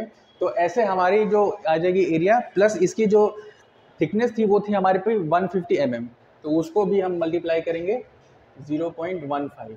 तो ये हमारी वेस्ट स्लैब की वॉल्यूम निकल के आ जाएगी। सेम टू सेम हम लोग अब इसके लिए करेंगे स्टेप्स के लिए। तो स्टेप्स हमारे पास टोटल है, वॉल्यूम ऑफ स्टेप्स, तो स्टेप्स हमारे पास टोटल ऐसे 18 हैं। तो 18 नंबर हो गए, और मल्टीप्लाई बाई क्या, तो ये हमारी आप जैसे लेंथ देख सकते हैं 250 mm है और ये 150 mm है। तो इसको हम मल्टीप्लाई करके इस ट्राइंगल का एरिया निकाल लेंगे ऐसे। तो इस ट्राइंगल का एरिया क्या होगा, हाफ इंटू 0.15 इंटू 0.25, और इसको हम लोग मल्टीप्लाई कर देंगे इसके अंदर की जो विड्थ थी, जो कि हमने ये निकाला था 1175 mm, 1.175 mm। ये हमारे आ जाएगी वॉल्यूम ऑफ स्टेप्स की। अब हमने इसकी लैंडिंग की वॉल्यूम फाइंड करनी है। लैंडिंग की कैसे पता लगेगी? लैंडिंग की हमारे पास ये दी हुई है, विड्थ दी हुई है 1200 mm, और उसकी हमको ये जो थिकनेस है वो है 150 mm, और इसके अंदर की जो लेंथ होगी वो ये होगी ये 2400 mm। तो उससे हम लोग लैंडिंग की वॉल्यूम निकालेंगे। लैंडिंग की वॉल्यूम कैसे निकली, एक लैंडिंग है हमारे पास इनटू उसकी जो विड्थ है वो है 1.2 मीटर, उसका जो थिकनेस है वो है 0.15 मीटर, और जो हमने ये निकाला था 2400, तो आ जाएगा 2.4। ये हमारी वॉल्यूम ऑफ लैंडिंग आ जाएगी। Volume of mid landing beam भी निकालना है, तो वो तो आपको दिख ही रहा होगा, 250 है और 300 है, और हमारे पास एक ही है।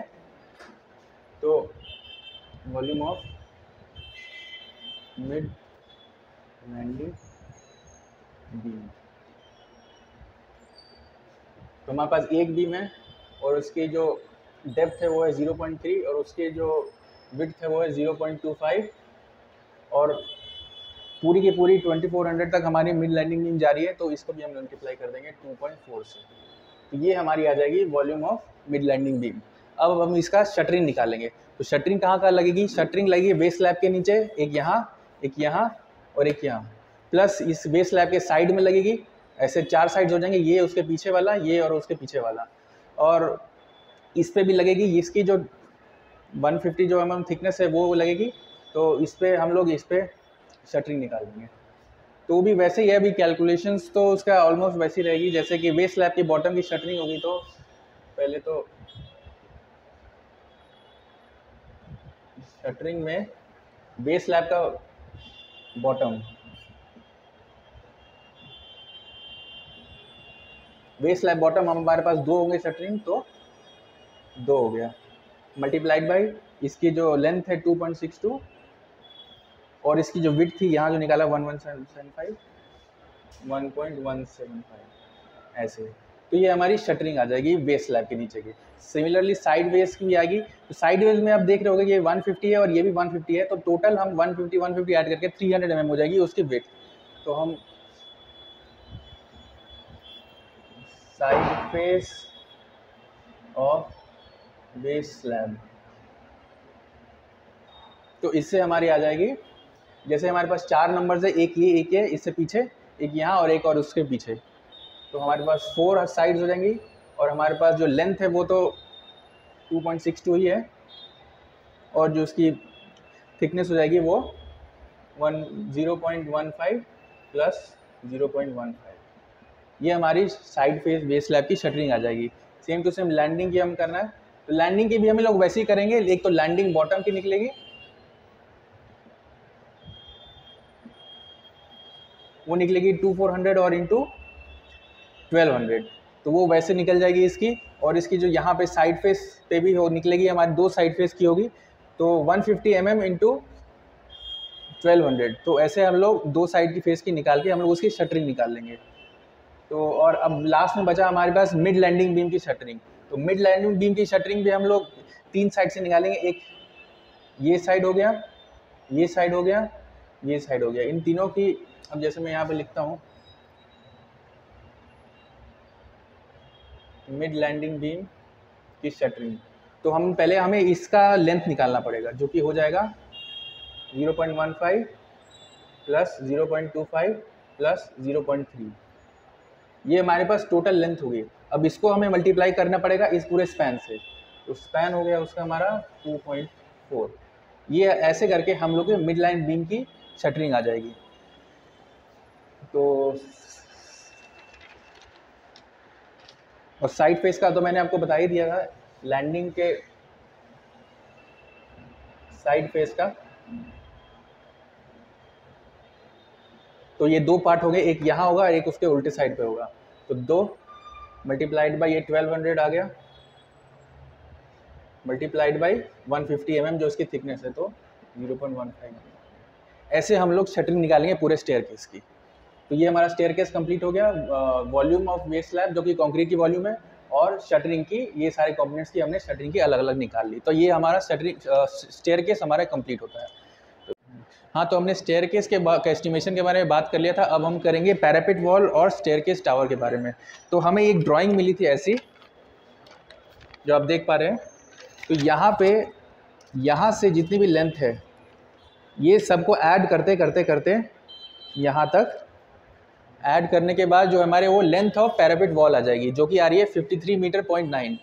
तो उसको हम लोग मल्टीप्लाई करेंगे, जो हमारी विड्थ ऑफ ब्रिक रहती है वो 200 mm से, और उसकी हाइट जो पैरापेट वॉल की रहती है वो है 1 मीटर। तो उन तीनों को मल्टीप्लाई करके हमारे पास वॉल्यूम आ जाएगी पैरापेट वॉल की। और बीच में कॉलम्स लगे हुए हैं पैरापेट वॉल के, जैसे आप ये देख सकते हैं, ये पैरापेट वॉल के बीच में ऐसे लगे हुए वॉल कॉलम्स। तो कॉलम्स का भी हमें वॉल्यूम निकालना पड़ेगा और उसकी शटरिंग निकालनी पड़ेगी। तो कॉलम की जो डायमेंशन थी वो है 400 mm बाई 250 mm। तो उसको मल्टीप्लाई करके टोटल हाइट से मल्टीप्लाई कर देंगे, तो आ जाएगी टोटल हाइट जो कि 1 मीटर दी हुई थी, उसको मल्टीप्लाई करके हमारे आ जाएगी कॉलम की वॉल्यूम। और शटरिंग के बारे में हमें जो चारों साइड का जो पैरामीटर था वो कैलकुलेट करना है। तो 1.3 मीटर निकल के आ रही है, और जो हाइट है हमारी 1 मीटर, तो उससे मल्टीप्लाई कर देंगे तो हमारी शटरिंग निकल जाएगी वॉल्स कॉलम्स की। ऐसे बहुत सारे कॉलम्स है, 1 2 3 4 5 6 7 8 9 10 11 12 13 14 कॉलम्स है। तो उससे मल्टीप्लाई कर देंगे तो हमारी टोटल शटरिंग की जो एरिया है वो हमारा निकल जाएगा। तो ये पैरापेट वॉल हमारा कंप्लीट होता है। अब हम आते हैं स्टेयरकेस टावर पे। तो स्टेयरकेस टावर पे सबसे ये जो मैंने बनाया हुआ है, स्टेयरकेस टावर का प्लान बनाया हुआ है। तो ये हमारे पास ऐसा दिखता है ऊपर से। तो स्टेयरकेस एक सेकेंड। तो स्टेयरकेस में भी हमें सबसे पहले इसका ब्रिक वर्क निकालना पड़ता है। ब्रिक वर्क कैसे निकालेगा, पहले उसकी जो विड्थ होती है 0.2 मीटर, वो हम सबको पता है, और इसकी जो हाइट है वो निकालनी पड़ती है। तो पूरे प्लिंथ की जो हाइट है, पूरे ये जो टावर की हाइट है वो हमारे पास होती है 2.1 मीटर। और इसमें हमारे पास जो बीम लगी होती है, जो आप बीम देख रहे हैं, बीम की जो डेप्थ होती है वो होती है हमारे पास 300 मीटर, तो 300 मिलीमीटर। तो उसमें हम लोग जब 300 मिलीमीटर माइनस कर देंगे तो 0.3, और उसके एक हमारे पास सिल भी लगी होती है 0.1 मीटर की, तो उसको भी हम लोग माइनस कर देंगे 0.1, तो वो हमारा निकल के आ जाएगा 1.7। तो ये हमारे पास ब्रिक वर्क की हाइट निकल के आ जाएगी। और ये जो हाइट है वो हम लोग वैलिड करेंगे इसके लिए, इसके लिए और इसके लिए। इसके लिए हम लोग सेपरेट कैलकुलेट करेंगे। तो इसके लिए जो हमारी जो ब्रिक वर्क की आ गई वो ये आ गई, ये हमारी हाइट हो गई।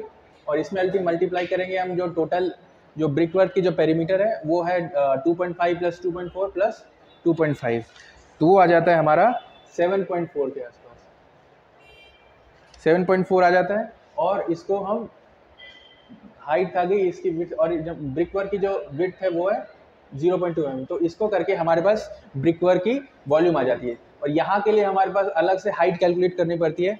अलग से हाइट कैसे, जैसे कि हमारे जो टावर का जो हाइट है वो है 2.1 मीटर, और यहाँ पे भी हमारा एक सिल बैंड लगा होगा जिसको हमें माइनस करना पड़ेगा 0.1 मीटर से। और जो स्लैब है या इस वाले ब्रिक वर्क पे हमारे पास बीम नहीं है, तो हम सिर्फ स्लैब की डेप्थ माइनस करनी पड़ेगी, तो वो आएगा 0.125 मीटर। तो ये कुछ आ जाता है 1.875 मीटर। तो ये वाला पोर्शन के लिए जो हमारी हाइट है ब्रिक वर्क की वो आएगी 1.875 मीटर, और इसको हमें मल्टीप्लाई कर देना है 0.2 जो कि हमारी विड्थ ऑफ वॉल है, और इन तीनों को ऐड करने के बाद 650, 1600, यहाँ पे भी 650, तो वो ऐड करने के बाद हमारे पास आ जाएगी 2.9 मीटर। तो ये तीनों मल्टीप्लाई करने के बाद हमारे पास आ जाएगी ब्रिक वर्क की टोटल वॉल्यूम। अब हम निकालेंगे सिल बैंड। सिल बैंड के लिए भी हमें सिमिलरली करना पड़ता है। हमें पता है कि यहाँ से जो टोटल हमारे पास जो लेंथ है वॉल की वो आ रही है 7.4। तो सिल बैंड में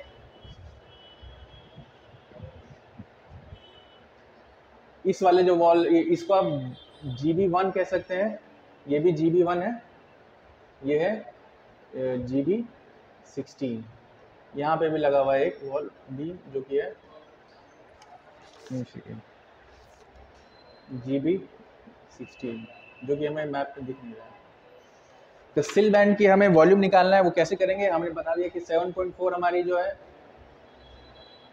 इन तीनों की लेंथ थी, और सिल बैंड का जो हमें पता है जो विड्थ है वो हमारी वॉल की विड्थ होती है जो कि 0.2 मीटर, और उसकी जो हाइट होती है वो होती है 0.1। जो सिल बैंड की जो डेप्थ हुई वो होती है 0.1 मीटर। तो इन तीनों को मल्टीप्लाई करके हम लोग के पास वॉल्यूम आ जाएगी सिल बैंड की जो स्ट्रिप है उसकी हमें वॉल्यूम आ जाएगी। शटरिंग में भी हमें सेम करना होता है। उसका जो फेस एरिया होता है वो फेस एरिया को 2 से मल्टीप्लाई करके और सारे पूरे इस पेरीमीटर पे मल्टीप्लाई कर देना होगा, तो हमारे पास आ जाएगी वो सिल बैंड की जो हमारी शटरिंग है वो आ जाएगी। तो क्या आ जाएगी? ये हमारा जो पेरीमीटर था वो था 7.4 मल्टीप्लाइड बाई, हमारे ऐसे 2 फेसेस हैं तो 2 फेस हो गए, मल्टीप्लाइड बाई उसकी जो सिल बैंड की जो डेप्थ थी वो है 0.1 मीटर। तो ये तब मिलके हमारे पास आ जाएगी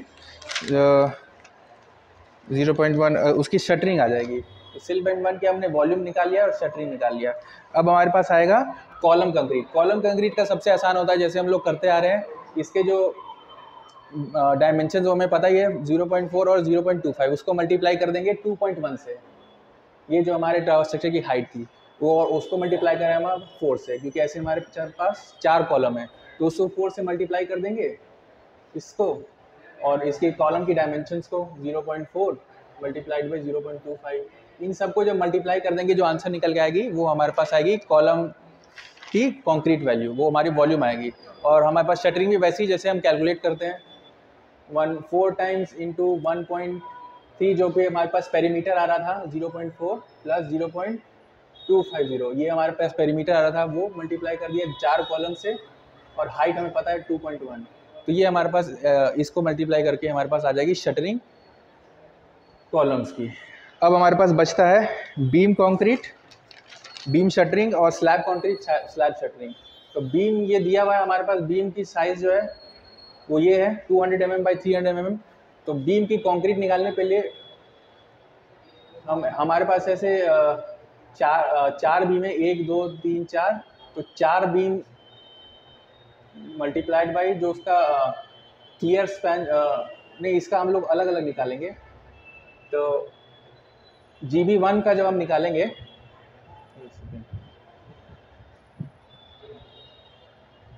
बीम कंक्रीट वो हमारे पास अलग अलग निकालेंगे हम, GB1 और GB16। तो GB1 हमारे पास कितने नंबर है? ऐसे 2 हैं, ये रहा GB1 ऐसे 2, और GB16 क्या है? वो भी हमारे पास 2 है, GB ये और एक यहाँ पे जो लगा हुआ है।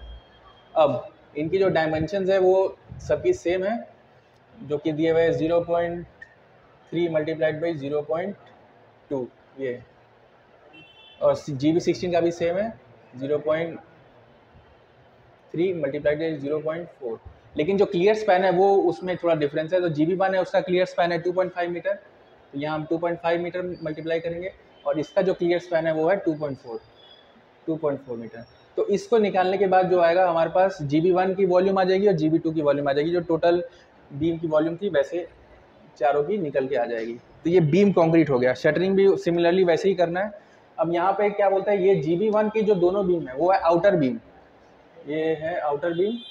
तो उसके लिए हमारे पास जो लेंथ निकल के आती है वो अलग आती है। जैसे आउटर बीम हो गया,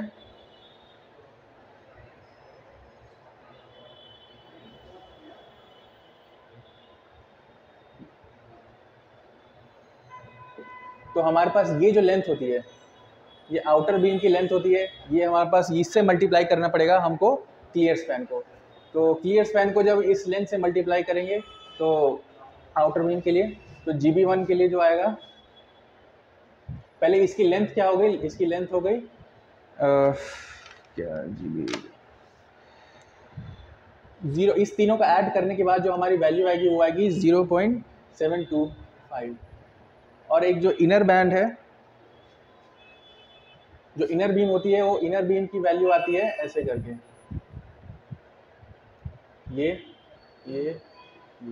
तो इसकी जो टोटल लेंथ होगी वो निकल के आएगी 0.6। तो वैसे ही GB1 और GB2 के लिए हम लोग रेस्पेक्टिवली कैलकुलेट कर लेंगे GB16 के लिए। तो उसकी क्या आएगी 0. ऐसे हमारे पास दो बीम हुए तो 2 नंबर ऑफ बीम्स, और इससे 0.725 और क्लियर स्पैन हो गया 2.5। इसलिए मल्टीप्लाई करके हमारे पास उसकी शटरिंग आ जाएगी। GB16 के दो पार्ट हुए, एक GB आउटर, एक GB16 इनर। तो ये हमारे पास इसके एक नंबर ऑफ बीम्स है, इसके एक नंबर ऑफ बीम्स है। आउटर के लिए हमें पता ही है कि 0.725 आई थी ये तीनों लेंथ, और जो इनर बीम है, जो ये वाली बीम है, ये इनर बीम है, उसके लिए हमारी आई थी ये वाली 0.6, और इसके क्लियर स्पैन से हम लोग मल्टीप्लाई कर देंगे। GB1 की क्लियर, GB16 की क्लियर स्पैन है 2.4, इसके भी क्लियर स्पैन है 2.4। तो ये तीनों ये मल्टीप्लाई करके हमारे पास टोटल बीम की शटरिंग आ जाएगी। अब बचा हमारे पास स्लैब कंक्रीट और स्लैब की शटरिंग। स्लैब की कंक्रीट करना है तो पता ही है, स्लैब की डायमेंशंस हमें पता है, जैसे कि ये हमें पता है 2.4, और स्लैब हमें यहाँ तक करना है, तो इसकी वैल्यू निकल के आ रही थी कुछ नहीं सॉरी, यहाँ से लेके यहाँ तक, ये होगा TS1। TS1 इसका स्लैब का नाम देते हैं, और एक ये बीम है, ये स्लैब है, उसको हम लोग TS2 का नाम देते हैं। तो ये जो तीनों मिला के हुआ था, ये पता नहीं क्या था, ये हमारा ये जो लेंथ आ रही थी वो आ रही थी 2.8 मीटर, और ये था 2.4 मीटर। तो 2.4 और 2.8 मीटर हमको मल्टीप्लाई कर देंगे तो हमारे पास इसकी एरिया आ जाएगी। तो वो हमारा शटरिंग हो गया TS1 और TS2 का। और साइड बीम भी हमें यहाँ पर हमें साइड बीम देनी पड़ेगी, तो इसका भी हमारे पास आ जाएगा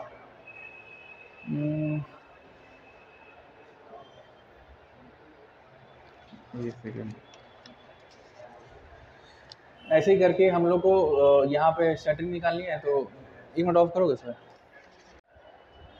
Good morning everyone, my name is Shivan Kumar. I am a civil engineer. I have done my engineering from Rungta Engineering College. I have done my graduation in BTech. I am from Chhattisgarh, and right now I am from Civil Guruji branch from Dwarka.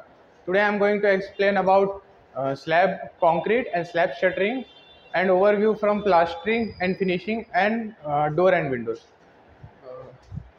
तो सबसे पहले हम लोग देखते हैं कि हमारे पास एक छोटा सा रूम का प्लान है। उसमें सपोज हम लोग ले लेते हैं कर इसका अगर लेंथ है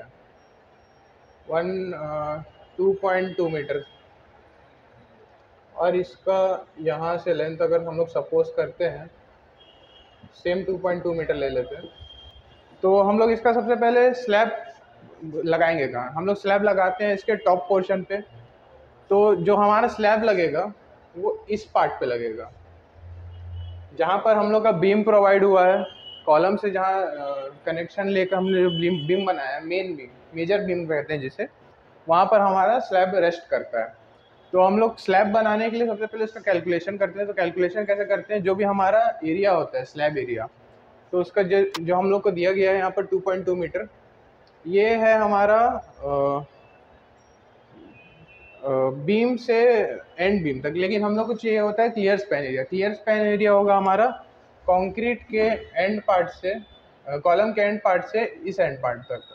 तो ये जो एरिया होता है हमारा मेन एरिया होता है। हम लोग इस पार्ट को और इस कॉलम से इस पार्ट को, इस दो एरिया को लेकर हम लोग जिसका एरिया निकालते हैं एवरेज कर वो हमारा होता है slab concrete area. Slab concrete area हमारा निकल गया। उसके बाद हमको करना पड़ता है स्लैब कंक्रीट की शटरिंग। तो शटरिंग के लिए हम लोग को क्या करना पड़ता है, सबसे पहले शटरिंग कहाँ पर होगा, शटरिंग होगा स्लैब के लिए सिर्फ बॉटम पार्ट पे, क्योंकि हमारे पास यहाँ स्लैब बीम ऑलरेडी प्रोवाइड है। तो हम लोग को यहाँ पर साइड शटरिंग करने का ज़रूरत नहीं है। तो हम लोग सिर्फ यहाँ पर हम लोग बॉटम का करेंगे। तो बॉटम का एरिया सिमिलर होगा, क्योंकि जिस पार्ट में हम लोग स्लैब कास्ट करने वाले हैं सेम उसके नीचे हम लोग सेंटरिंग करते हैं। जो सेंटरिंग का एरिया होता है हम लोग का सेम होता है स्लैब के लिए। तो हम लोग वहाँ से अपना शटरिंग का एरिया निकाल लेंगे। इसके बाद मैं आता हूँ प्लास्टर वर्क में। प्लास्टर वर्क में होता है बेसिकली हम लोग के पास 4 टाइप के प्लास्टरिंग होते हैं। एक होता है सबसे पहले 6 mm, एक होता है 12 mm, एक होता है 15 mm और एक होता है 20 mm। तो सबसे पहले मैं बताना चाहूँगा कि हम लोग कहाँ यूज़ करते हैं इस mm, जितने भी हमारे पास है उसको कहाँ यूज़ करते हैं। सबसे पहले जो 6 mm का होता है हमारा प्लास्टरिंग वर्क, इसको हम लोग बेसिकली यूज़ करते हैं हमारे स्लैब बॉटम में। जहाँ भी हमारा स्लैब बना हुआ है उसके नीचे हमको एक लेयर देना पड़ता है प्लास्टरिंग का, जो कि होता है 6 mm का। हम लोग वहाँ प्रोवाइड करते हैं स्लैब बॉटम में। उसके बाद हम लोग करते हैं वॉल में प्लास्टरिंग। वॉल हमारा होता है 2 टाइप के, ये दोनों जो है तीनों एक्चुअली होते हैं वॉल में ही, पर 12 mm और 15 mm में हम चेंजेस कहाँ करते हैं।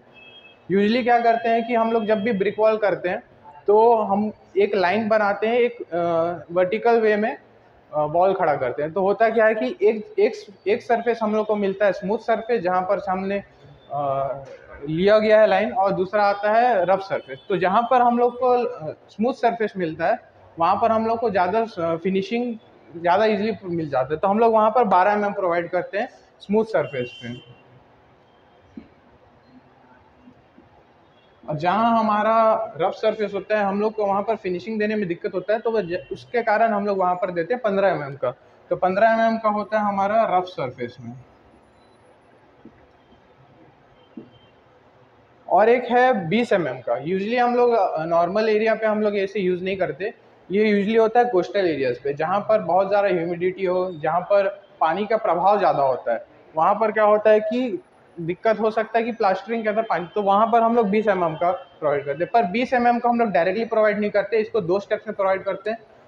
जैसे 20 mm का हम लोग को प्लास्टर देना है तो सबसे पहले हम लोग उसको 6 mm में करेंगे पहला लेयर, क्योंकि 20 mm का प्लास्टर हम लोग एक साथ करेंगे तो ऐसा हो सकता है कि प्लास्टर का वेट जो होता है वो ग्रेविटी के कारण वो गिर सकता है। वो 20 mm का जो प्लास्टर होता है वो सस्टेन नहीं कर पाएगा वॉल पे। हम लोग 2 लेयर पे करते हैं। सबसे पहले 6 mm में करेंगे, उसके बाद बचा 14 mm, उसको 14 mm में कर लेंगे। इसका एरिया हम लोग कैसे निकालते हैं जो प्लास्टरिंग करते हैं, जो भी हमारा वॉल सरफेस एरिया होता है, जैसे ये हमारा वॉल सरफेस एरिया है, इसका जो सरफेस एरिया होगा और इसका हाइट, जैसे हम लोग के पास अगर सपोज ये हाइट दिया हुआ है 2.1 मीटर और जो भी लेंथ दिया हुआ 2.2 मीटर, जो इसका एरिया होगा, इसका जो भी एरिया होगा ये होगा हमारा प्लास्टरिंग का एरिया। तो इसको हम लोग सबसे पहले जैसे हमको इनर वॉल पे हम लोग कंसिडर कर रहे हैं, अगर हम इनर वॉल से कर रहे हैं 12 mm के लिए, तो इनर वॉल में हम करेंगे 12 mm का। जो आउटर वॉल होगा वो होगा 15 mm का। यहाँ पर एक चीज़ है कि जो 12 mm का वॉल होता है, क्योंकि हम लोग इनर से कर रहे हैं, वो ऑलरेडी हमारे फ्लोर से, जो भी हमारा फ्लोर एलिवेशन प्लान होता है फ्लोर की तरफ से करते हैं, तो हमारा हाइट डिफर करता है। जैसे ये फ्लोर, ये मैंने जो लिया है ये हमारा इनर का फ्लोर वॉल से लिया है, फ्लोर से लिया है, फ्लोर लेवल से। पर जब हम लोग आउटर करते हैं आउटर में क्या होता है कि हमारा यहाँ पर प्लिंथ एरिया भी होता है, क्योंकि हम लोग ये आउटर वॉल कंसीडर कर रहे हैं। तो ये 2 पॉइंट, जैसे एज सपोज हम लोग हमारे पास 900 mm का प्लिंथ लेवल एरिया है, तो हम लोग उसको भी इंक्लूड करेंगे 0.9 मीटर। तो ये हो जाएगा 3 मीटर टोटल हमारा मेरा आउटर वॉल के लिए एरिया, जहाँ पर मेरा प्लास्टरिंग होगा। तो वहाँ से मैं इनका कैलकुलेट करूँगा। 6 mm हम करते हैं स्लैब बॉटम में, जहाँ भी स्लैब एरिया होगा। 12 mm हम करते हैं इनर पार्ट पे, जो स्मूथ पार्ट है। 15 mm करते हैं रफ पार्ट में, जो आउटर वॉल होगा। 20 mm भी आउटर में करते हैं, जो कोस्टल एरियाज में होता है। ये हो गया प्लास्टर का। प्लास्टर के बाद हम लोग करते हैं वाइट वॉश। वाइट वॉश हमारा कहाँ यूज़ आता है? जहाँ भी हम प्लास्टरिंग के बाद जो भी वॉइड्स बच जाते हैं, जो भी एयर गैप्स बच जाते हैं, उसको कम फुलफिल करने के लिए हम वाइट वॉश यूज़ करते हैं। वाइट वॉश का भी सेम एरिया होता है, जैसे हमने प्लास्टर के लिए एरिया निकाला है, सेम वाइट वॉश का भी सेम एरिया यूज़ होगा। जो भी उसका कैलकुलेशन होगा सेम, हम लोग को सिर्फ कॉपी करना है जो भी इसका कैलकुलेशन होगा, पर हमारा मटेरियल वहाँ पर चेंज हो जाएगा, प्लास्टर की जगह वाइट वॉश हो जाएगा। और वाइट वॉश कर लिया। वाइट वॉश करने के बाद हमारे पास क्या आता है? पुट्टी। पुट्टी होती है हमारी 2 mm की, जो मैक्सिमम हम यूज़ कर सकते हैं 2 mm, क्योंकि इसके बाद का पुट्टी सस्टेन नहीं कर पाता है वॉल के बाद, उसमें क्रैक्स आ जाते हैं, वो गिर सकता है, मतलब क्रैक्स आके ख़राब हो जाएगा, फिर उसका कोई वैल्यू नहीं है। तो हम 2 mm का पुट्टी करते हैं, और इसका भी कैलकुलेशन सेम होगा, जैसे हम प्लास्टर के निकालें, वाइट वॉश का निकालें, सेम पुट्टी की वैल्यू वैसे ही आएगी। ये हमारा 12 mm में भी होगा। हम आउटर वॉल में पुट्टी नहीं करते, वहाँ पर हम डायरेक्ट डिस्टेम्पर करते हैं, क्योंकि वहाँ पुट्टी लगाने का कोई वो नहीं होता, क्योंकि वो इकोनॉमिकल भी नहीं है और यूज़ भी नहीं है, वो वेस्ट ऑफ मनी है, सीधी सी बात है। हम इनर में करते हैं और एक स्लैब बॉटम में करेंगे पुट्टी के लिए।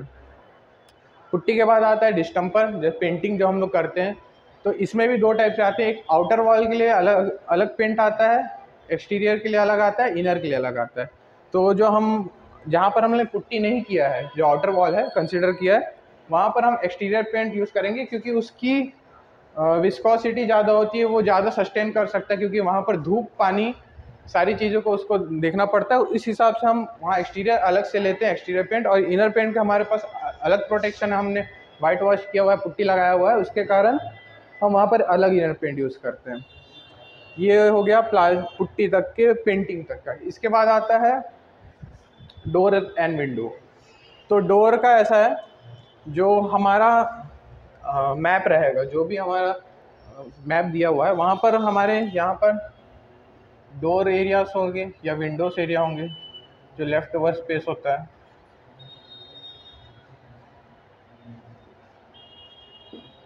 तो हम लोग डोर और विंडो एरिया में हमको फ्रेम्स लगाना पड़ता है, डोर लगाना पड़ता है। वो हम कैसे करते हैं वो हम जानेंगे।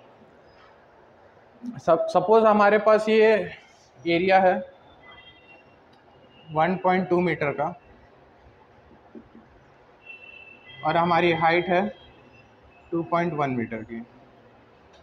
तो जैसे कि ये एरिया हो गया यहाँ पर 2.1, और ये हो गया 1.2। तो हम इसका एरिया कैसे कैलकुलेट करेंगे? हम एक स्टैंडर्ड फ्रेम के लिए एक डायमेंशन लेते हैं 125/75। तो मैं ये बताऊंगा कि जैसे हम 125/75 ले रहे थे, सबको ऐसा लगेगा कि 125 फ्रंट पार्ट है, पर वो ऐसा होता नहीं है। हम जब दरवाजे में आएंगे, जो साइड पोर्शन होता है, जो ये साइड पोर्शन होगा दरवाजे का, इसको हम कंसीडर करते हैं 125 mm, और जो हमारे दरवाजे का फ्रंट पोर्शन होता है, इसको करते हैं हम 75 mm कंसीडर करेंगे। तो जैसे हमारा इस पार्ट का आ गया 0.75, और इसका भी आएगा 0.75।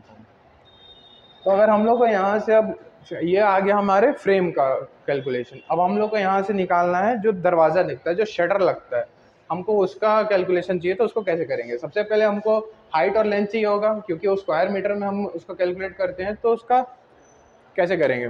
जो ये हमारा हाइट दिया हुआ है 2.1, इसमें से हम 0.05 को सब्ट्रैक्ट करेंगे, यहाँ से हमारा आ जाएगा लेंथ 2.5 माइनस 0.75, सॉरी हाइट आ जाएगा। और लेंथ कैसा आएगा? जो हमारा ये डिस्टेंस दिया गया है 1.2, यहाँ से 0.75 माइनस करेंगे, यहाँ से 0.75 माइनस करेंगे, तो यहाँ से हमारा लेंथ आ जाएगा। वहाँ से हम लोग का आ जाएगा शटरिंग का। ठीक है। अब ये डोर लग गया, डोर में हमारे पास और भी एलिमेंट्स लगते हैं, जैसे कि जब भी डोर लगता है डोर में लॉक्स होते हैं, स्टॉपर होता है, तो उसमें कुछ कुछ एलिमेंट्स होते हैं। फॉर एग्जांपल आप ले एल ड्रॉप, इसको हम बोलते हैं कुंडी देसी लैंग्वेज में। टी बोल्ट होता है, टावर बोल्ट, इसको सिटकनी कहते हैं लोकल लैंग्वेज में। डोर हैंडल होता है, डोर स्टॉपर होता है, डोर होल्डर होता है, जिसको हम मैग्नेटिक बफर भी कहते हैं, जो डोर को होल्ड करके रखता है। एक डोर क्लोजर होता है, जैसे आप देखते होंगे कहीं भी बाहर जाते होंगे, डोर कहीं भी ओपन करते हैं तो ऑटोमेटिक क्लोज होता है, तो वहाँ पर एक डोर क्लोजर प्रोवाइडर रहता है। ये ऐसे कुछ एलिमेंट्स होते हैं कि जो हमारे डोर पे लगे हुए होते हैं। और इसका कैलकुलेशन हम कैसे करेंगे? सपोज हमारे पास एक डोर है, एक डोर में हमारा एक डोर में फ्रंट साइड एलिवेशन और बैक साइड एलिवेशन दोनों होता है, तो हम दोनों जगह यूज़ करते हैं। सपोज हमारे पास एल ड्रॉप कुंडी हम आगे पीछे दोनों लगा रहे हैं, एक डोर का 2 है, टावर बोल्ट का 2 है, हैंडल 2 यूज़ कर रहे हैं, डोर स्टॉपर 1 यूज़ कर रहे हैं, होल्डर 1 यूज़ कर रहे हैं, डोर क्लोजर 1 यूज़ कर रहे हैं। तो जैसे इसका जितना भी हमारे पास वैल्यू आएगा, समझ लिए हमारे पास ये D1 का ले रहे हैं, डोर 1, तो नंबर ऑफ डोर्स हमारे पास कितने हैं D1 में, तो जितने हमारे नंबर ऑफ डोर रहेंगे हम उसे इंटू कर लेंगे, तो हमारा उसका वैल्यू हो जाएगा कि हम एस्टिमेशन निकाल सकते हैं कि हमारे पास हमको कितने एसेसरीज चाहिए पर डोर के लिए। इसका आ जाएगा, और इसके बाद यहाँ तक का डोर तक का। Thank you.